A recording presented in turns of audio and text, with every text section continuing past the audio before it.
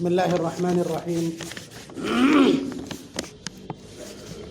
الحمد لله رب العالمين، والصلاة والسلام على سيد الأنبياء والمرسلين محمد وعلى آله وأصحابه أجمعين.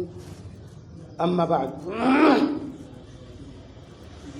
أعوذ بالله من الشيطان الرجيم. بسم الله الرحمن الرحيم. إن الذين آمنوا وعملوا الصالحات سيجعل لهم الرحمن ودا.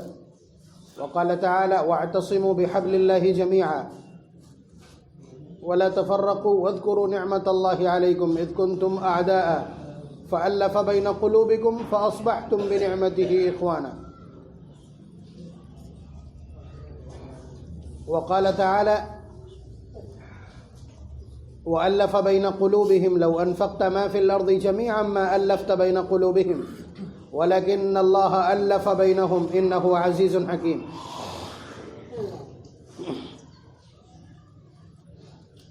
سب سے پہلے تو کل سورج گرہن تھا. سورج گرہن پر کیا اعمال ہونا چاہیے؟ حالانکہ یہ مضمون پہلے ذکر کرنے کا تھا، لیکن پھر بھی اب میں مختصراً ذکر کر دوں تو یاد رہے گا. سورج یہ اللہ تبارک و تعالیٰ کی بڑی نشانیوں میں سے ایک نشانی ہے، اور اللہ تبارک و تعالیٰ نے انسانیت کے لیے جن چیزوں کو خدمت میں لگایا ہے یا ان کو نفع رسانی کے لیے مقرر کیا ہے، ان میں سے سورج ایک بڑی نشانی اور ایک بڑا ینتر ہے. آپ اس سے ہی اندازہ لگا لیجئے کہ سورج اور اس کی خدمات اتنی بڑی ہیں کہ برادران وطن نے اس کو ایک بڑا معبود سمجھ لیا، اور اتنا بڑا معبود کہ جب اس کو گرہن پڑتا ہے، یعنی معبود خود پریشانی میں ہے تو عبادت بند کر دی جاتی. سارے مندروں کے پٹ بند کر دیے گئے تھے کہ اس وقت سب سے بڑا معبود خود پریشانی میں ہے، اس کی خود روشنی چھینی ہوئی ہے، اس لیے اس وقت کسی کی پرستش نہیں ہوگی. اور اب پرستش جب ہوگی جب ان کو رینیول کر دیا جائے، باقاعدہ ریچارج کر لیا جائے. تو مطلب یہ ہے کہ ان کے کانسیپٹ سے کم از کم اندازہ لگایا جا سکتا ہے کہ سورج کو اس نظام میں کتنا بڑا مانا جاتا ہے. نبی اکرم صلی اللہ علیہ وسلم کے زمانے میں سورج گرہن ہو گیا، اور اتفاق یہ کہ اس دن گرہن ہوا جس دن حضور کے بیٹے کا انتقال ہوا. حضرت ابراہیم کا جو سب سے بڑے تقریباً 1.5 سال کے ہو کر کے فوت ہوئے ہیں، ان کا جس دن انتقال ہوا اسی دن سورج گرہن ہو گیا. تو صحابہ نے پوچھا کہ اللہ کے رسول، یہ کیا اسی وجہ سے سورج گرہن ہوا؟ تو نبی اکرم صلی اللہ علیہ وسلم نے اس کو کنڈیم کیا اور فرمایا: ان الشمس والقمر آیتان من آیات اللہ لا ينخسفان لموت احد ولا لحیاته. کہ سورج اور چاند اللہ کی بڑی نشانیوں میں سے ایک نشانی ہے، اور یہ کسی کے مرنے اور وفات پا جانے یا پیدا ہونے یا کسی حادثے کی وجہ سے ایسا نہیں ہوتا. البتہ دوسری احادیث سے یہ ثابت ہے کہ یہ اللہ تبارک و تعالیٰ کے غیظ اور غضب کی علامت ہے. آپ بتلائیے، اتنا بڑا سیارہ، دنیا سے لاکھوں گنا بڑا سیارہ، اتنی روشنی اور مسلسل روشنی دینے والا، اللہ تبارک و تعالیٰ اس کی روشنی چھین لیتے ہیں صرف یہ دکھلانے کے لیے کہ بے شک ہم نے یہ سارے اسباب اور خزانے بنائے ہیں. زمین کے ذمہ غلہ اگانا ہے، سورج کے ذمہ گرمی پہنچانا اور توانائی پہنچانا، حیاتین پہنچانا، لیکن یہ سب کچھ ہمارے دست قدرت میں ہے. جب ہم چاہیں گے تب زمینوں کی کوک بنجر کر دیں گے، اور جب چاہیں گے سورج کی روشنی چھین لیں گے. تو یہ اللہ تبارک و تعالیٰ اپنی طرف متوجہ کرنے کے لیے ایسا کرتے. تو اس وقت میں کیا ہونا چاہیے؟ یہ ایک ایسا عمل ہے جو ہمارے باقاعدہ تسلسل میں نہیں. جب سورج گرہن ہو اس وقت نماز شروع ہونا چاہیے جماعت کے ساتھ، جس کو صلاۃ الکسوف کہتے ہیں، اور اس وقت تک جاری رہنا چاہیے جب تک یہ پوری طرح روشن نہ ہو جائے. لیکن آپ دیکھیں گے کہیں نہیں، کہیں اس کا اہتمام نہیں ہوا، نہ ہوتا ہے، جبکہ ادھر دھیان دیا جانا چاہیے. آئندہ سے جب ایسا کوئی حادثہ ہو اور سورج گرہن کی کوئی واردات ہو تو پھر اس کا اہتمام کیا جانا چاہیے. 2 رکعتیں جماعت کے ساتھ پڑھی جائیں گی، اس میں تلاوت آہستہ سے ہوگی، تلاوت آہستہ سے ہوگی، اور طویل رکوع اور طویل سجدے، یہ نبی اکرم صلی اللہ علیہ وسلم کا معمول۔ سورج گرہن، چاند گرہن میں نماز پڑھی جائے گی مگر تنہا اس وقت بھی یہ مسنون ہے، سنت ہے، جس طرح تراویح کی جو حیثیت ہے وہی حیثیت اس نماز کی ہے۔ لیکن ہم فرائض چھوڑنے میں ماہر ہیں تو سنن کا کیا لحاظ کر پائیں گے؟ لیکن اس طرح کے حالات میں اور اس طرح کے ماحول میں جب دعا کا کوئی موقع ہاتھ آ جائے تو گنوانا نہیں چاہیے۔ وجہ طور پر آپ یہ اعتراض کر سکتے ہیں کہ یہ سب کچھ آپ کو کہنا تھا تو کل کہنا چاہیے تھا یا پرسوں اطلاع کرنی چاہیے۔ ٹھیک ہے، سب کچھ ہمارے ذمہ ہے، ہم اپنا قصور بھی مانے لیتے ہیں، لیکن کم از کم تھوڑی سی ذمہ داری ابھی ادا کیے دیتے ہیں کہ آپ کی میموری میں نے یہ میسج منتقل کر دیا ہے، اسے آئندہ کے لیے محفوظ رکھیے گا۔ دوسری بات، جو آیات میں نے پڑھی ہیں، دیکھیے جو ماحول ہے اس وقت کا، جو صورتحال ہے وہ آپ کے علم میں ہے۔ ہماری تو زبانوں کا بھی پیچھا کیا جا رہا ہے اور نمبر تو پچھلے 16 دن سے سرویلانس میں ہے، تو لیکن ضمیر کے خلاف کیسے جا سکتے ہیں؟ آپ اندازہ کیجئے کہ بھائی اس وقت کی جو حکومت ہے وہ ہماری معاند ہے، ہم کو نقصان پہنچانا چاہتی ہے، کم از کم ہم کو حاشیے پہ پہنچانا چاہتی ہے۔ دستاویز جو آج بٹی ہے وہ بھی دیا گیا ہے اعلان کرنے کے لیے۔ بہرحال اس وقت جو صورتحال ہے وہ یہ کہ ہم ایک قومی احتجاج میں یعنی ہماری قوم کسی ایک ظالمانہ قانون یا ظالمانہ ایکٹ کے خلاف کھڑی ہے۔ تو بسا اوقات ایسا ہوتا ہے کہ قومی کاموں میں رکھنے پڑ جاتے ہیں، انتشار ہو جاتا ہے، اختلاف ہو جاتا ہے۔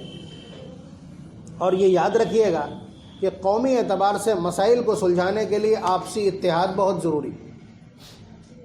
ٹھیک ہے، ہم مختلف خانوں میں تقسیم ہیں، بریلی دیوبندی کا خانہ ہے، شیعہ سنی کا خانہ ہے، غیر مقلد اور جماعت اسلامی کے یہ اپنے اپنے نظریاتی اختلاف ہیں، لیکن یہ اختلاف بالکل ایسے ہی ہیں جیسے آپ جائیے بالکل نچلے استر پر جا کر دیکھیے، خاندانوں میں دو بھائیوں کے بچوں کے بیچ میں، بیویوں کے بیچ میں اور ان کے آپس کے گھرانوں میں اختلاف ہوتا ہے، لیکن باہر والا کوئی ذرا زور سے بول دے تو یہ دونوں اکٹھا ہو کر کے مقابل آ جاتے ہیں کہ نہیں؟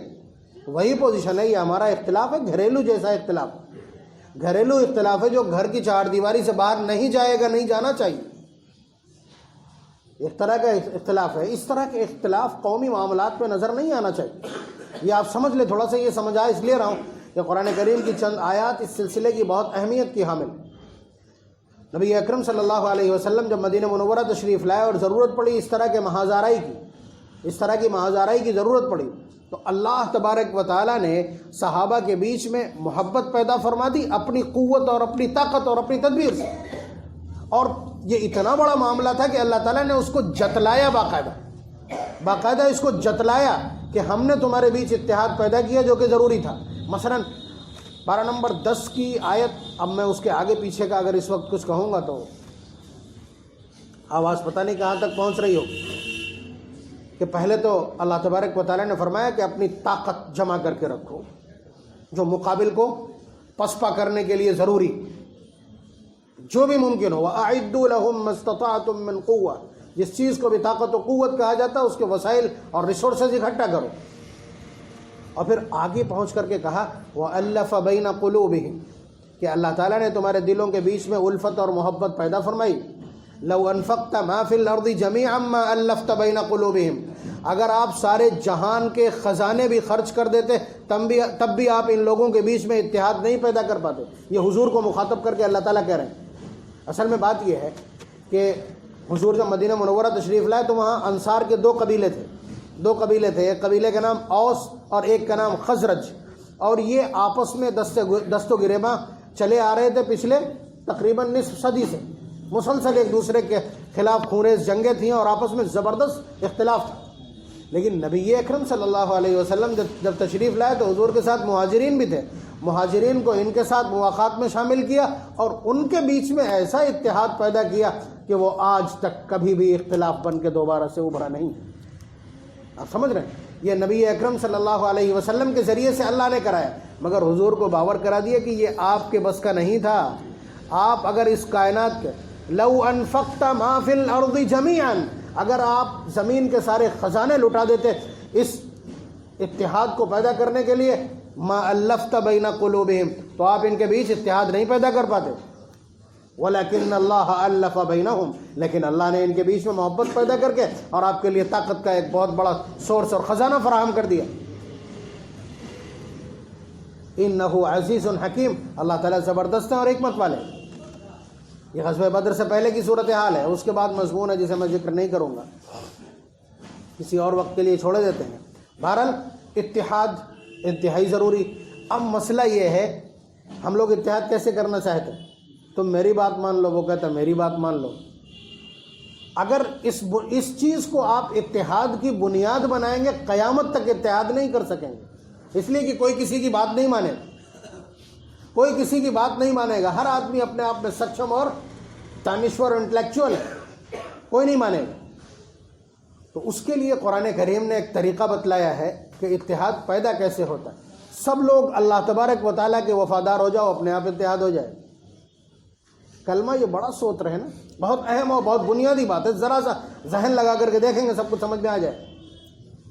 اللہ تبارک و تعالیٰ کا ارشاد جو ابھی میں نے تلاوت کیا پارہ نمبر 4 کا سورہ آل عمران کا، کہ وَاعْتَصِمُوا بِحَبْلِ اللَّهِ جَمِيعًا، تم سب کے سب اللہ کی رسی کو مضبوطی کے ساتھ تھام لو. رسی کی تفسیر 2 چیزیں، نمبر 1 قرآن کریم اور نمبر 2 شریعت اور دین، حضور کا لایا ہوا طریقہ. سب لوگ آپسی اختلافات کو فی الحال آپ نظر میں مت لائیے، اور نمازوں کا اہتمام، شریعت کی پابندی شروع کر دیجئے. اب تماشا دیکھ لیجئے کہ آپس میں کس طرح کا اتحاد پیدا ہوتا ہے. اور آپ ویسے بھی دیکھیں گے کہ جو لوگ دین سے جڑے ہوتے ہیں ان کے اگر آپس میں ذاتی اختلافات بھی ہوں تب بھی نظر نہیں آئیں گے آپ کو، ایوائڈ کر لے جاتے ہیں، وہ اس کو ایڈجسٹ کر لیتے ہیں آرام سے. تو اتحاد پیدا کرنے کا ایک ہی طریقہ ہے کہ سارے کے سارے لوگ اللہ تبارک و تعالیٰ کی طرف رجوع ہو جائیں تو آپسی اختلافات ختم ہو جائیں. اس کو ایک اور پہلو سے اللہ تبارک و تعالیٰ نے بیان کیا، جس آیت کو میں نے سب سے پہلے تلاوت کیا، پارہ نمبر 16 سورہ مریم کی آخر کی 2 آیتیں. اللہ تعالیٰ چاہتے ہیں کہ تمہاری آپس میں محبت اور مودت پیدا ہو جائے اور لوگ تم سے محبت کرنے لگے. ظاہر سی بات ہے جب لوگ مجھ سے محبت کریں گے تبھی تو اتحاد پیدا ہوگا. تو اللہ تبارک و تعالیٰ نے فرمایا کہ اچھی تقریروں سے، بہت اچھے نظریات سے، بہت اچھی اسپیچ سے اور بہت اچھے کمنٹ سے اور بہت اچھے ورک سے کچھ ہونے والا نہیں. اللہ تبارک و تعالیٰ نے فرمایا کہ تم اپنی محبت اگر لوگوں کے دلوں میں بٹھانا چاہتے ہو تو اس کا فارمولہ قرآن کریم دیتا ہے، ان الذین آمنوا وعملوا الصالحات سیجعل لهم الرحمن ودا، کہ بے شک وہ لوگ جو ایمان لائے اور اچھے اعمال کیے. اچھے اعمال کا مطلب شریعت کی پاسداری، حضور کی اتباع اور غلامی. بے شک وہ لوگ جنہوں نے ایمان اختیار کیا اور اچھے اعمال کیے، سیجعل لهم الرحمن ودا، تو اللہ تبارک و تعالیٰ ان کے لیے لوگوں کے دلوں میں محبت پیدا فرما دیتے. نبی اکرم صلی اللہ علیہ وسلم نے اس دستور کو الگ سے بیان کیا، فرمایا کہ جب اللہ تبارک و تعالیٰ کسی بندے کے اچھے اعمال کی بنیاد پر اس سے محبت کرتے ہیں تو جبریل کو بلاتے ہیں. جبریل سے کہتے ہیں کہ جبریل آسمانوں میں اعلان کر دو فرشتوں کے بیچ کہ اللہ تبارک و تعالیٰ فلاں بندے سے محبت کرتے ہیں، فرشتوں سے کہو کہ وہ بھی اس سے محبت کیا کریں. اعلان ہو گیا. اس کے بعد زمین پر اتارا جاتا ہے ان فرشتوں کو اور سب کہیں یہ اعلان کروا دیا جاتا ہے کہ اللہ تبارک و تعالیٰ فلاں بندے سے محبت کرتے ہیں، زمین والوں تم بھی اس سے محبت کرو. سنائی نہ دے مگر دل کے کان اس کو سن لیتے ہیں اور پھر ایسا ہونے لگتا. آپ دیکھیں، آپ کسی عالم سے اس کے علم کی بنیاد پر محبت کرنے لگتے ہیں، اس کے عمل کی بنیاد پر محبت کرنے لگتے ہیں، چاہے وہ کتنا ہی کڑوا بولتا ہو، کتنا ہی زہر اگلتا ہو، لیکن اعمال کی بنیاد پر آپ محبت کرنے لگتے ہیں. مسجد میں آنے والوں کو آپ دور سے سلام کیوں کرتے ہیں؟ اس لیے کہ یہ نماز کا پابند ہے. نماز ایک عمل صالح ہے.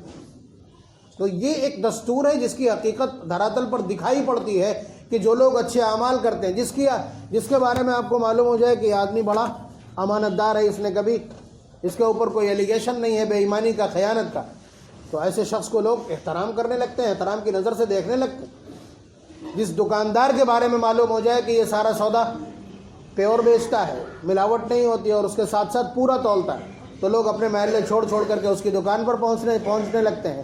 یہ ایک طرح کا خراج تحسین ہے. اچھے اعمال سے لوگوں کو رغبت پیدا ہوتی ہے شخصیات میں، یہ ایک مسلم اصول ہے جس کو قرآن کریم نے بیان کیا۔ تو اس وقت اگر آپ کو اتحاد کی ضرورت ہے اور انتہائی ضرورت ہے، تو اس کے لیے طریقہ یہی ہے کہ بجائے اس کے کہ آپ کہیں کہ تم ہمارا نظریہ مان لو، وہ کہے ہمارا نظریہ مان لو، وہ کہے تم ہمارے پالے میں آ جاؤ، ہم کہیں کہ تم ہمارے پالے میں آ جاؤ، اس طرح کی باتوں کا نہ وقت ہے، نہ اس سے کوئی حل نکلنے والا ہے۔ سیدھی بات، سب کے سب اللہ تبارک و تعالیٰ کے وفادار ہو جائیں۔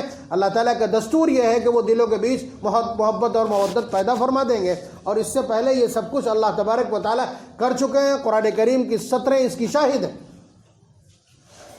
بات آپ سمجھ رہے ہیں؟ اور اس وقت اتحاد کی سخت ضرورت ہے۔ اب یہ پرچہ ہم پڑھے دے رہے ہیں جو ضلع سوچنا کاریالے فروخ آباد سے جاری ہوا ہے،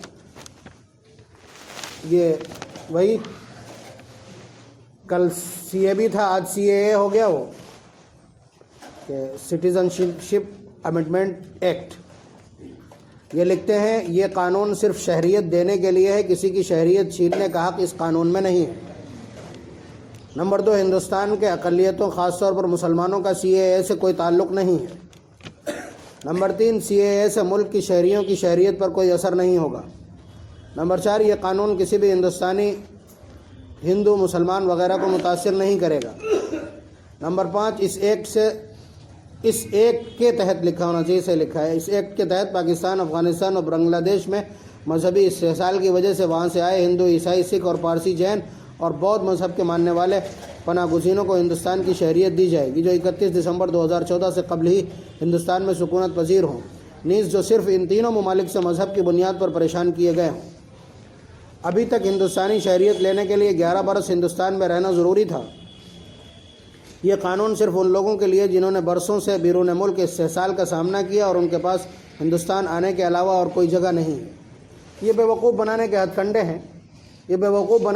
کنڈے ہیں، وہ سمجھتے ہیں پڑھے لکھے ہوتے نہیں ہیں، گلیوں میں بانٹ دیں تو بیوقوف بن جائیں گے۔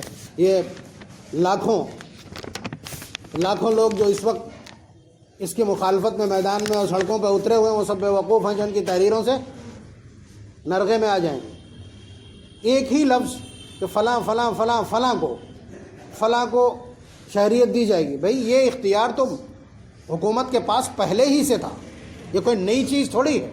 نئی چیز صرف یہ ہے کہ اس میں سے مسلمانوں کو ہٹایا جانا، اس پورے ایکٹ میں سے جو پرانا ایکٹ تھا اس میں سے لفظ مسلمان ہٹایا جانا، جو عصبیت کی کارروائی ہے جس کی ہم مخالفت کرتے ہیں اور کرتے رہیں گے۔ اس طرح کی تحریروں سے ہم دھوکے میں آنے والے نہیں، چونکہ ضرورت تھی اس لیے پڑھ دی میں نے آپ کے سامنے۔ ہم اس کی مخالفت کرتے ہیں، اس کو ریجیکٹ کرتے ہیں، کنڈیم کرتے ہیں کہ یہ عصبیت کی بنیادوں پر ہندوستان کے سیکولر آئین کے ساتھ چھیڑ چھاڑ ہے، یہ کہہ کر کے ہم اس کو رد کرتے ہیں۔ بہرحال آپ سمجھ لیں کہ جو صورتحال ہے اس وقت جو صورتحال ہے، اور آپ انتہائی زیرک اور ہوشیار ہیں، ہمیں پابند کیا گیا ہے کہ آپ قوم سے اپیل کر دیں، مصلیان کرام سے اپیل کر دیں۔ ضلع پرشاسن نے کہا ہے کہ آپ اپیل کر دیں کہ شہر کے اندر، ضلع کے اندر دفعہ 144 لگی ہوئی ہے، جس کے تحت لوگوں کا ایک جگہ اکٹھا ہونا اور ہجوم کرنا یہ منع ہے، اور مسجد کے ذمہ داروں کو اور ہمیں الگ سے فون پر بریف کیا جا رہا ہے برابر کہ آپ کہہ دیں کہ کسی طرح کا کوئی ایجیٹیشن، کوئی احتجاج نہ کریں۔ تو اب جب ان کا یہ آدیش ہے، میں آپ تک پہنچائے دے رہا ہوں کہ شہر کے اندر دفعہ 144 لگی ہوئی ہے، اور پرشاسن کی طرف سے آپ کو یہ اطلاع پہنچائی گئی ہے ہمارے ذریعے سے کہ ایسا کوئی عمل نہ ہو۔ بہرحال الفاظ کے طور پر ہم آپ سے یہ کہہ دیں کہ ہندوستان کے اندر کسی بھی ایسی چیز کے لیے، ایسے قانون کے لیے کہ جو آپ کو لگتا ہو کہ یہ ناانصافی ہے، تو اس کے سلسلے میں پرامن احتجاج کرنا یہ ہمارا بھی اور پورے ہندوستان کے ہر شخص کا قانونی اختیار ہے، لیکن اس میں کسی طرح کا تشدد، کسی طرح کی توڑ پھوڑ اور کسی طرح کا نقصان اور کسی بھی طرح کی بدامنی نہیں ہونا چاہیے۔ یہ تو ہر عقل مند شخص کہے گا بھی اور جانتا بھی ہے، اور ہم میں سے کوئی بھی شخص اس کی موافقت نہیں کر سکتا۔ بہرحال پرامن احتجاج اب چونکہ دفعہ 144 ہے اس لیے اس کی بھی اجازت نہیں ہے، اور حالانکہ پولیس صورتحال کو اچھی طرح جانتی ہے کہ کیا کہا جا رہا، لیکن ان کی مجبوری ہے کہ حکومت جو کچھ ان سے کہے گی وہ انہیں کرنا ہے۔ انہیں یہ اطلاع دی گئی کہ آپ اس طرح سے اعلان کروا دیجئے، وہ اعلان آپ کے سامنے کروا دیا گیا ہے، لیکن ہم اس کے بعد پولیس سے، یہاں کے پرشاسن سے اور پوری یو پی کی گورنمنٹ سے گزارش کریں گے کہ جب ہندوستان میں رہتے ہوئے ہمارا یہ جمہوری حق ہے کہ ہم پرامن احتجاج کر سکتے ہیں، تو اس پرامن احتجاج کو کچلنے کے لیے ظلم اور بربریت کا سہارا لیا جانا یا طاقت کا استعمال کرنا یا گولیاں برسایا جانا، کیا یہ عام حالات میں مناسب ہے؟ اگر مناسب نہیں ہے تو حکومت کو بھی یہ سوچنا چاہیے۔ میرا یہ پیغام جائے گا وہاں تک، اس لیے میں اس پیغام کو بھی شامل کر رہا ہوں کہ جہاں تشدد نہ ہو اور جہاں کسی بھی طرح کی توڑ پھوڑ نہ ہو، جہاں کسی طرح کی بدامنی نہ ہو، وہاں طاقت کا استعمال، لاٹھی اور گولیوں کا استعمال یا پانی کا اور آنسو گیس کا استعمال، یہ بھی ظلم کے زمرے میں آتا ہے۔ اللہ تبارک و تعالی ہمارے ملک کو ترقیات سے نوازے اور یہاں ایسی حکومتیں اور ایسے حاکم عنایت فرمائے جو ہندوستان کی تمام ملتوں کے ساتھ، تمام تہذیبوں کے ساتھ امن کا، برابری کا، بھائی چارے کا، مساوات کا، عدل کا اور انصاف کا معاملہ کرے۔ ان کے دلوں کو عصبیت سے، کسی بھی طرح کی نفرت سے، تعصب سے اور جانبداری سے پاک کر دیں۔ وآخر دعوانا ان الحمد للہ رب العالمین۔